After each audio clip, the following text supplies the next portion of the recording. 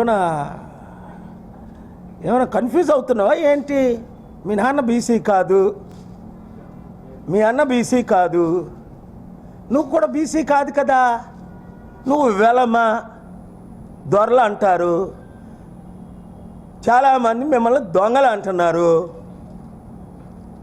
7 లక్షల కోట్లు అప్పు చేశారు మీ నాన్న, మీరందరూ కలిపి రాష్ట్రాన్ని దరిద్ర అవినీతి అక్రమ రాష్ట్రం చేసింది ఎవరు? బంగారు తెలంగాణని తీసుకొని 2014లో 1,50,000 కోట్లు మిగిలిన తెలంగాణ మీరు వదిలేటప్పటికి 7 లక్షల కోట్లు, అంటే మీ హాయంలో 8 లక్షల కోట్లు కనిపించట్లా.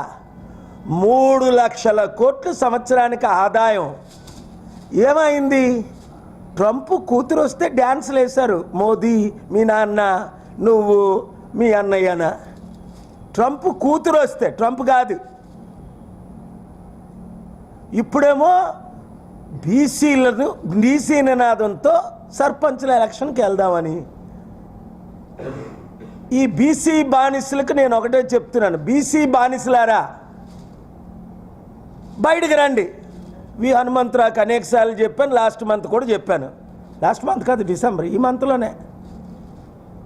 మధు యాస్కి ఇక్కడ 2 సార్లు ఎంపీ, అనేకసార్లు కలిసాడు. లాస్ట్ మంత్ కూడా ఆఫీస్కి వచ్చాడు. వచ్చి ఇది అది నాకు గిఫ్ట్లు ఇచ్చి సారని మొత్తం షెట్లు ఆడడానికి వచ్చి వీడియోలు చేసుకుంటున్నాడు. ఏమంటే next day Revanth Reddy appointment ఇచ్చి గంట, అంటే నాతో ఆడి వీడియోలన్నీ తీసుకెళ్తే సంవత్సరం నుంచి కలయని రేవంత్ రెడ్డి ఈ మధు యాస్కిని గంటల్లో కలిశాడు. ఇక్కడ అరవింద్ ఉన్నాడు ఎంపీ, ఆయన ఎవరో నాకు తెలియదు, కానీ వాళ్ళ నాన్న నా మిత్రులు శిష్యులు అనేక మీటింగ్లకు వచ్చారు. మా అన్నయ్యకి బెస్ట్ ఫ్రెండ్, చనిపోయినంత వరకు మాట్లాడారు. టీఆర్ఎస్లో ఎందుకు చేరారంటే కాంగ్రెస్ అంత దరిద్ర పార్టీ లేదన్నాడు ఆయన. ఎందుకని అడిగా.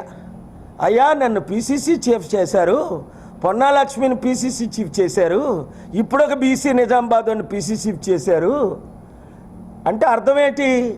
ఈ పీసీసీ చీఫ్లుగా మమ్మల్ని బానిసం పని చేసి రెడ్లు 5% ఉన్న రెడ్లు 12 మంది ముఖ్యమంత్రులు చేశారు వీళ్ళు.